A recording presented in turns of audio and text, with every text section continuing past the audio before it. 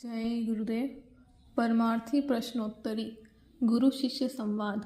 प्रश्न: स्वामी जी, प्रभु प्राप्ति में कितना समय लगता है? उत्तर: कुछ भी नहीं। एक महात्मा हुए हैं, काश्तकार थे, खेत में काम कर रहे थे, धान की रोपाई हो रही थी।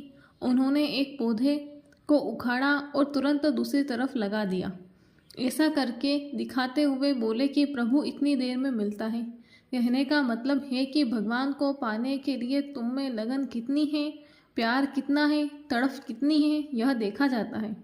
अगर ये सब चीज़ें हैं और रास्ता दिखाने वाले महात्मा भी सामने हैं तो पलक मारते यह काम हो सकता है। जीवात्मा दोनों आँखों के पीछे बैठी है, फिर कामों का पर्दा है और उसके पीछे परमात्मा बैठा है। अगर बीच का पर्दा हट जाए तो वह सामने बैठा दिखाई देगा। पर्दा साफ होने की बात है। इसे इस तरह समझो, सूरज है, बादल आ गए और सूरज को ढक लिया।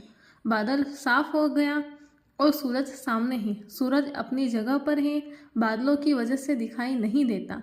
इसी प्रकार जीवात्मा पर अनेक जन्मों से पर्दा पड़ा हुआ है, जिसके कारण उसकी आँख, जिसे तीसरी आँख कहते हैं, बंद हो गई।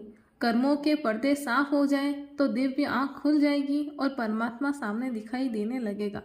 समझने की बात है। प्रश्न: स्वामी जी, कुंडलिनी शक्ति की क्या महिमा है? उत्तर: कुंडलिनी आँखों के नीचे पिंड के एक चक्र की शक्ति है। संत जन ऐसी शक्तियों से कोई संबंध नहीं रखते।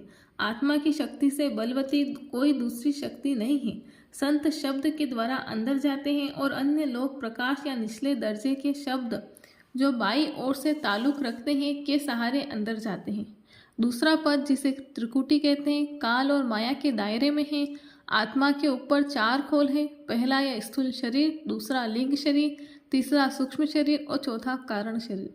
जब तक ये चारों पर्दे नहीं उतरते तब तक आत्मा तीसरे पद यानी 10वें द्वार में नहीं जा सकती। 10वें द्वार में ही मानसरोवर है, जिसमें स्नान करने के बाद आत्मा अपने वास्तविक रूप में आती है और उसे अपने सच्चे देश सत्यलोक की खबर लगती है, जहाँ से वे सब नीचे उतारी गई थी।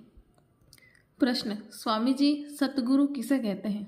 उत्तर: सद्गुरु उसे कहते हैं जिसकी तीसरी आंख यानी दिव्य दृष्टि खुली होती है। ऐसे सद्गुरु सभी जीवों को बराबर देखते रहते हैं। उनसे कुछ भी छुपा नहीं है। कौन क्या करता है, क्या सोचता है, यह सब कुछ उन्हें मालूम रहता है, मगर कहते नहीं हैं। अगर इस राज को वो खोल दे तो कोई भी उनके पास टिक नहीं सकता। ऐसे सद्गुरु उस मालिक के प्रतिनिधि हैं जो सबका सृजनहार है। ऐसे सद्गुरु जो मालिक की मोद से यहाँ आते हैं, जिन्हें संत कहा जाता है और सब कुछ कर सकते हैं। उनकी शक्ति अपार है और वो पूरे समर्थ होते हैं। उनमें समुद्र के समान ताकत होती है और वो अपनी ताकत का इजहार कमजोर और निर्बल जीवों पर नहीं करते। काल भगवान, जिनकी यह सृष्टि है, वो नहीं चाहते हैं कि कोई भी जीव उनके राज से बाहर निकल जाए, इसलिए उसने जगह जगह पर पहरे लगा रखे हैं।